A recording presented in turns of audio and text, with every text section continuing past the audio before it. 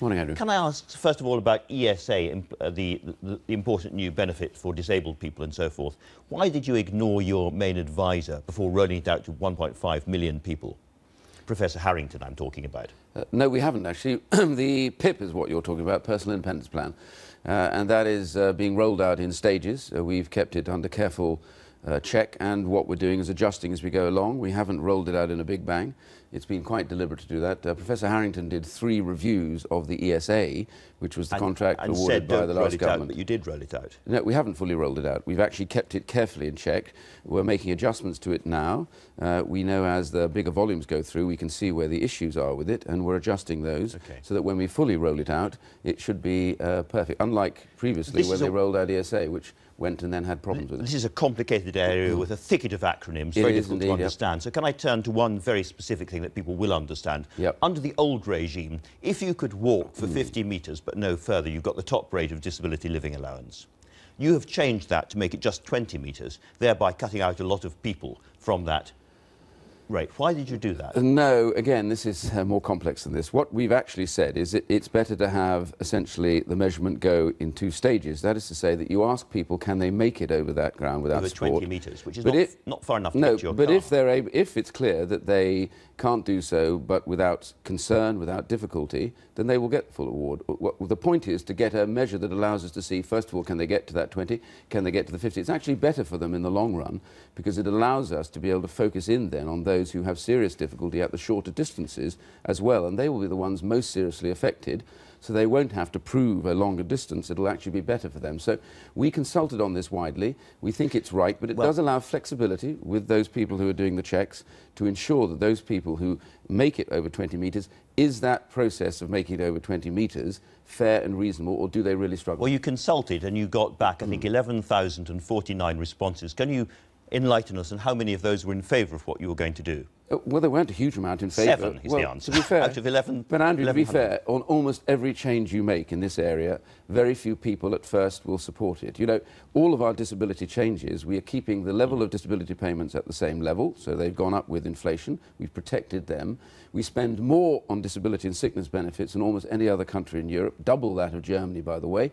And what we're trying to do with these reforms is to get them to be fair so that the people who need them get better payments, and those who don't need the higher levels don't take those higher levels. But you have, in this change, just made things an awful lot harder for people who find it hard to walk very far. Well, that's certainly clear, and that was intentional. But throughout, no, what's intentional is we want to get it so it's more accurate. And bear in mind that under the DLA system, 70% of the people that went to DLA and made a claim got awards for life. And what we're introducing here is regular checks, face-to-face, so that if somebody feels in the course of that year things have deteriorated, when they come back in front of the person in the following year, they will immediately pick that up and they'll be raised. Had somebody gone on the previous system, it could have been years and years and years before they'd have had a chance to alter that situation. So this is much fairer for everybody, those face-to-face checks. Isn't it? Taking it from 50 metres to 20 metres is much tougher, nonetheless. But it's a criteria by which people who, if they succeed on that, then they will get the full support. My point is, because of the face-to-face checks, it's much more likely now you'll get a more accurate reading on this. And after all, you know, as I said, we spend more money on disability payments than almost any other country in Europe. And I'm proud of that, by the way. But my point is, taxpayers who quite rightly want to protect those who are the most disabled, most difficult, they also need to know that that money goes to those who need it most, so they should get the biggest rewards and support, and those that can help themselves a little bit better, we need to help. I just come back to the point. If I can totter 15 metres just about to the end of the road to get to my car, I would have got this benefit before. Now I don't get it. No. And I get it. If 20 metres is, for a lot of people, not far enough to get to their cars. It's not a simple statement of distance, which it was before. Now it is about how easy is it for you to make that process. Do you need significant aids? Do you find difficulty in doing it? Because it's a face-to-face assessment, before it was not. A face-to-face assessment allows those advisors regularly to review your capability.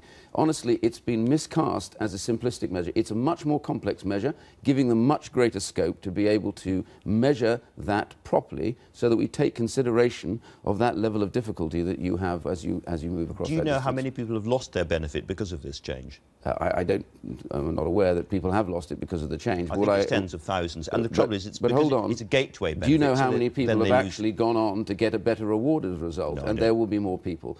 And the other thing about PIP, which is very, very important, is always, by the way, cast as who loses. The truth is, it's not about losing, it's about getting a better reward. Can I just say something? PIP will now be much, much better than disability living allowance was for people with mental health conditions. It was massively failing for them. The criteria are now set to help them enormously. So they will do better, they will get better rewards, and therefore we will bring them properly into the support for disabled people. The company that was brought in to assess people for this, Atos, has now walked away, effectively asked you to buy them out. No, not true. Not true. Can I just explain this? Over the period, we inherited a contract that was signed by the last government. I had to bring in Professor Harrington to do 3 separate reviews and another individual to do the 4th review and maybe a 5th review to try and improve what was a poorly performing programme. Over that period, we became concerned about the performance of Atos against that.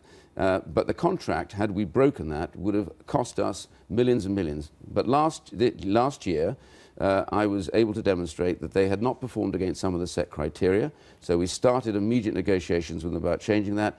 And we have actually now asked them to go, to leave. They didn't ask us to go.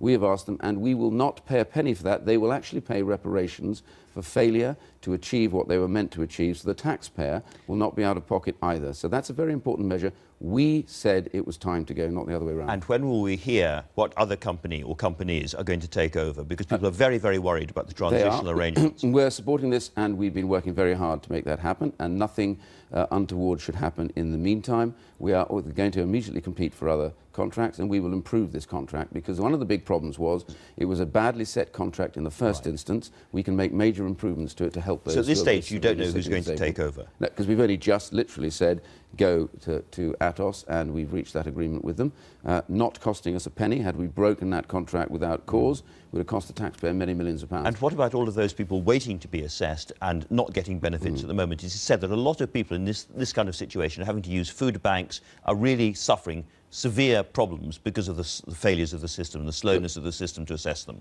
People who have applied for PIP, we are now speeding up that process of assessment. Those who have come up for annual reassessment... Late in the day, perhaps? No, we've been doing it all the way along the line. I mean, this is not... Andrew, this is not an easy or simple business. Clearly, we are trying to get people assessed. The last government started that process. We've continued it.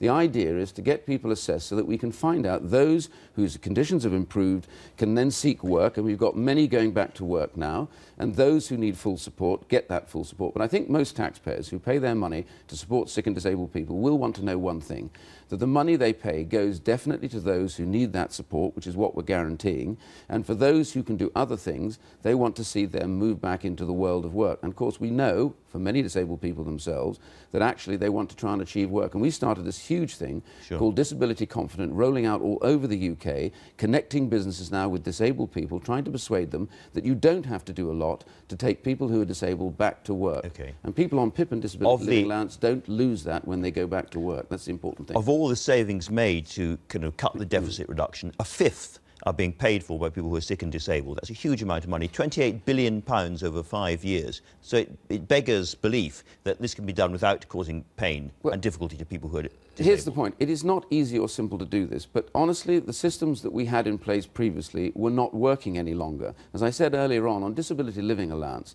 some 70% of those who got awards got lifetime awards. Nobody saw them. Under the old sickness benefit, incapacity benefit scheme, 1 million people sat on that for 10 years and not one single person was seen by anybody, whether they got better or worse. So my point is, we're reforming and changing this principally and immediately because it's not right to leave people languishing with no one checking their condition. It's far better to have regular reviews, which is what we will do. If your condition gets worse, you should get more support. If your condition gets better, then it's far better that you then move into a position where you can get work and where you can be seen and helped and supported. Can I turn to the bedroom tax, which is another highly controversial area, where people can see that this works if there's a perfect market, but people can move out of one kind of accommodation straight into another. But in most parts of the country, there is no kind of perfect market, and people find it very difficult to move to a smaller accommodation, perhaps. And what we're seeing again and again and again are lots of people in real difficulty, facing homelessness, having to use food banks because of this tax. Can you understand why it is so disliked? Well, first of all, it's not. It's not a tax. To be honest, to be clear about this, it is not a tax. What has happened for years and years and years is we have subsidised people to live and stay in accommodation which they don't fully occupy. Now, many taxpayers who pay that themselves have to make choices on low and marginal incomes to live in houses that they can afford. And it's quite right, I think, to ask people in social housing to make the same choices. That's the first principle. Second point about this is very important. The last government introduced exactly the same change to tenants living in the private sector who were on housing benefit. They're not allowed to have spare rooms. And so now what you have, we inherited a position where on the one hand, one lot of housing benefit tenants were treated one way and the other lot were treated the other. And I'll finish because this answers your question. So what was the principle behind this? It's quite simply this. You know, we're saving £500 million or £450 million a year on this by doing what? Asking people who want to stay in those homes to pay more, in other words, to cover the overall cost. We believe there's also 300,000 people who have been living in overcrowded accommodation who need to get into decent houses. They're blocked because people who are living in houses they don't occupy aren't moving, and councils need to change that. And the third area, if you want to stay in that house, this is becoming, I believe, an encouragement to go to work. So this is a balanced and fair policy for taxpayers. Except that even your Liberal Democrat colleagues are distancing themselves from this. No, they're not. Well, Tim Farron himself said... Tim Farron has voted against this personally all the time. In the Lords, a day later, also the party president. A day after, in the Lords, the Liberal Democrat spokesman got up and said that was a lot of nonsense, and they voted for it. But honestly, this is really, really important. This is an important reform we would do even if we didn't have to save the money. Why? Because in a finite level of resources, you need to make the most of your housing stock. For too long, councils and housing associations have done that. Can I just briefly change the subject before you do? Honestly, I'm going to say the words Maria Miller, because we have to talk about that. All right. Housing swap providers, though, will tell you that there are hundreds of thousands of houses all over the country where people are swapping those for lower. Speaking of housing swap, let's turn to Maria Miller. 80% of Conservative supporters want her to go. Are you just going to tell them all to get knotted? No, this is complex. I know Maria very well. She worked for me before she went to Cabinet. I am enormously fond of her. I think she has done a very good job in a very difficult set of circumstances with the Leveson inquiry, which has stirred up a lot of media antipathy to her, I know.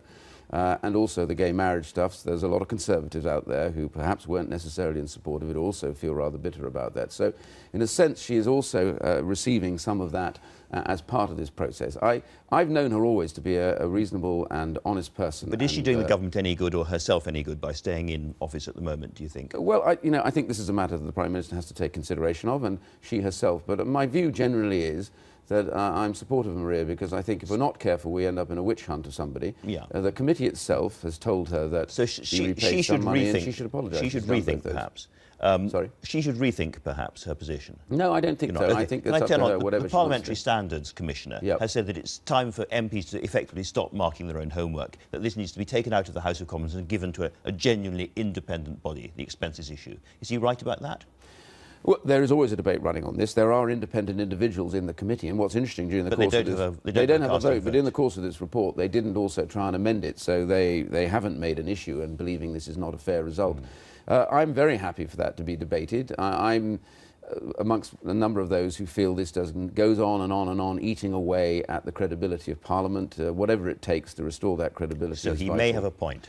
Look, I'm very open to independent people looking at this. Personally, I think the sooner we can get rid of this nonsense, the better. Iain Duncan Smith, thank you very much indeed for joining us.